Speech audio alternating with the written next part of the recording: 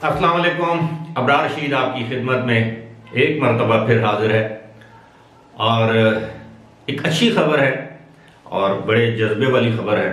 मैं अक्सर जब कोई अच्छा काम किया जाता है यूएई या दुबई के हुक्मरानों की जानिब से तो जाहिर है मैं उसकी तारीफ करता हूँ। जब कोई ऐसा काम किया जाता है जिससे तकलीफ हो तो जाहिर है उस पर तनकीद भी बनती है, इखलाक के तहजीब के दायरे में रहते हुए।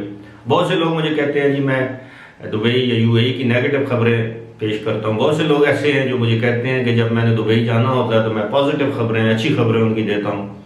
मुझे इससे कोई गर्ज नहीं है मेरे भाइयों, लेकिन अच्छी खबर ये है कि दुबई के जो हुक्मरान हैं, रूलर हैं, जो यूएई के वज़ीर आज़म भी हैं और यूएई के वाइस प्रेसिडेंट भी हैं, शेख मोहम्मद बिन राशिद, उन्होंने अपने भाई शेख हमदान बिन राशिद की याद में एक कैंसर हॉस्पिटल बनाने का ऐलान किया है, बल्कि उसका संगे बुनियाद भी रख दिया है। आपके इल्म में होगा कि शेख हमदान बिन राशिद दुबई के नायब हुक्मरान थे, यानी डिप्टी रूलर थे, फाइनेंस मिनिस्टर थे वहाँ के, और एक बड़े कामयाब बिजनेसमैन थे। और वो शेख मोहम्मद बिन राशिद के भाई थे जो 24 मार्च इसी साल 24 मार्च को एक तवील इलालत के बायस इंतकाल कर गए। उनके इंतकाल के बाद शेख मोहम्मद बिन राशिद ने उनकी याद में नज़म भी लिखी और पढ़ी। अब उन्होंने शेख हमदान के बारे में इतना बता दूं कि शेख आज दुबई जो कुछ भी है, जितनी भी दुबई ने तरक्की की है, इसमें बहुत बड़ा किरदार था शेख हमदान का, क्योंकि वो वहाँ के वज़ीर ख़जाना थे, एक विजनरी थे और उनमें कुछ कर गुजरने का जज्बा था। अपने भाई शेख मोहम्मद की उन्होंने खुलकर सपोर्ट की, हिमायत की। इसके अलावा वो अपने खैराती कामों के लिए बहुत मशहूर थे। उन्होंने बहुत ही ज़्यादा जिसे आप कहते हैं कि खैराती काम किए या लोगों की मदद की, ऐसे लोगों की जिनको मदद की ज़रूरत थी। अब ये जो हॉस्पिटल बनाया जाएगा ये अल जलीला ट्रस्ट या फाउंडेशन के ज़ेर इंतज़ाम बनाया जाएगा। ये कैंसर हॉस्पिटल होगा जिसके 250 बेड होंगे और एक साल में ये 30,000 पेशेंट्स को, मरीजों को ट्रीट करने के काबिल होगा। यानी एक साल में 30,000 अफराद इस अस्पताल से इलाज करवा सकेंगे। आगाज़ में इसके 150 बेड बनाए जाएंगे, उसके बाद 250 बिस्तर होंगे। ये काफ़ी बड़ा अस्पताल होता है, 250 बिस्तरों का कैंसर हॉस्पिटल, वो भी दुबई में।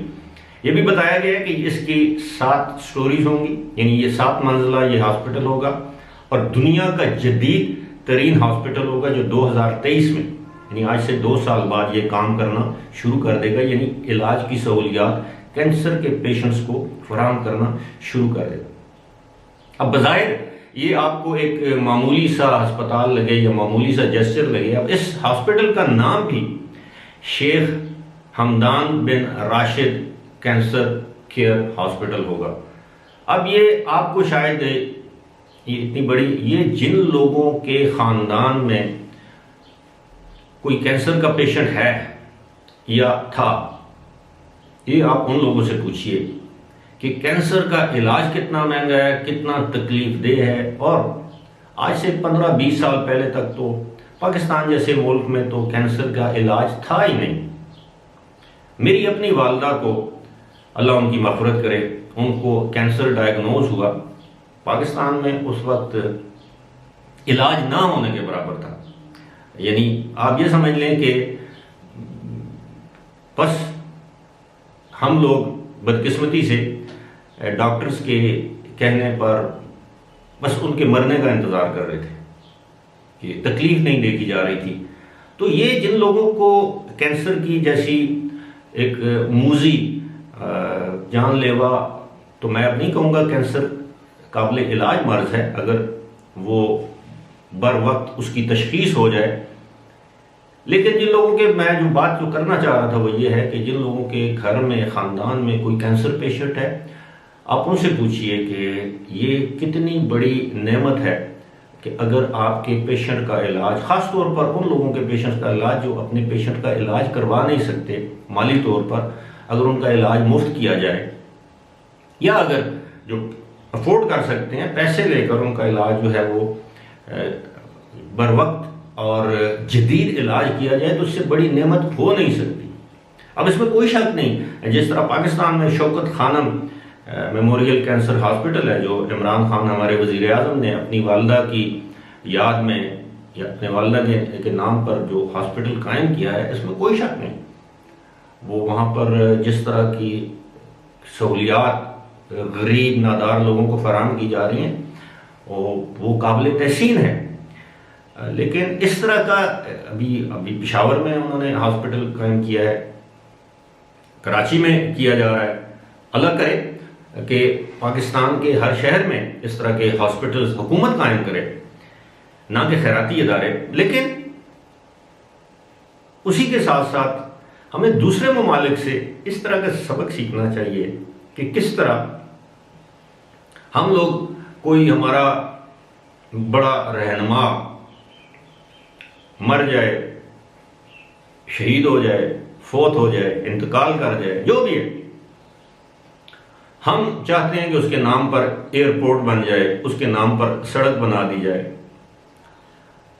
चाहिए तो ये कि हम उसके नाम पर अस्पताल कायम करें, हम उसके नाम पर तालीमी इदारे, यूनिवर्सिटियां कायम करें, मेडिकल कॉलेजेस कायम करें अपने पैसों से, क्योंकि ये गरीब लोग नहीं हैं, इन्होंने जो कुछ कमाया पाकिस्तान से कमाया। तो लिहाजा मैं तो सच्ची बात है हमेशा इस बात का दाई रहा हूं कि अगर मुझे पाकिस्तान ने 100 रुपये का मालिक बनाया है, तो मुझे चाहिए कि मैं अगर 100 रुपये में से 50 नहीं तो कम से कम 10 रुपये तो पाकिस्तान को वापस ज़रूर लौटाऊं, किसी भी सूरत में। चाहे वो टैक्स की सूरत है, टैक्स देना तो हम पर लाजिम है, चाहे वो सदका खैरात की सूरत है, चाहे वो किसी की इमदाद की सूरत है, जो भी है। या अगर मैं ये भी नहीं कर सकता तो कम से कम मैं अपने मुल्क के साथ बेईमानी तो ना करूं, मैं टैक्स चोरी ना करूं। अगर मेरा हाथ पहुंचता है किसी ऐसे मामले तक जहां से मैं मुल्क को नुकसान पहुंचा सकता हूं, इस कौम को नुकसान पहुंचा सकता हूं, तो मैं ऐसा तो ना करूं। लेकिन बदकिस्मती ये है कि आज इस मुल्क में एक ऐसा तबका मौजूद है, उन्हें जब भी मौका मिलता है वो इस मुल्क की आवाम, इस मुल्क को ज़रूर नुकसान पहुंचाते हैं। अब आप देख लें, रमज़ान के महीने में चीनी की ज़ख़ीरा अंदोज़ी, रमज़ान के महीने में आटा नापैद, रमज़ान के महीने में सब्ज़ी की कीमतें आसमान से बातें कर रही हैं। फ्रूट खाने का गरीब आदमी सोच नहीं सकता, गोश्त खाना एक ख्वाब बन गया है आम मुतवसत middle class, lower middle class के लिए। कौन खरीद सकता है 1400-1500 रुपये किलो मटन, 450 रुपये 500 रुपये किलो मुर्गी। इसी तरह जो बीफ है, जिसको हम बड़ा गोश्त कहते हैं, वो भी 600-700 रुपये किलो। आप किस तरह खरीद सकते हैं? और 1 किलो गोश्त में होता क्या है? अगर घर में 6 अफराद हैं खाने वाले, वो कितनी देर उसको खाएंगे? ये सारी चीज़ें क्यों हैं? इसलिए कि हस्बे तौफीक इस मुल्क को जिसने, जो शख्स जितना चूना लगा सकता था उसने लगाया है, और आज उसका खमियाजा आप और मैं इस सूरत में भुगत रहे हैं कि आज पाकिस्तानी नौजवान, पढ़ा लिखा या अनपढ़, वो दुबई जाने के लिए मरता है। उसकी फाइनल डेस्टिनेशन, उसकी आखिरी मंजिल है ही दुबई। अब क्या किया जाए? इस मुल्क को हमने खोखला कर दिया। मैं एक मरतबा अहमद फराज, जो हमारे शायर हैं, उनका एक इंटरव्यू सुन रहा था, काफ़ी पुरानी बात है। उन्होंने कहा जी ये मुल्क जो है पाकिस्तान, ये कुएं की मानत है।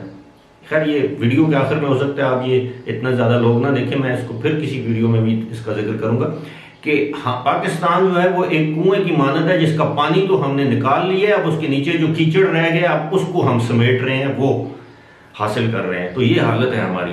बहरहाल फिलहाल इसी के साथ मुझे दीजिए इजाज़त। खुदा हाफिज़।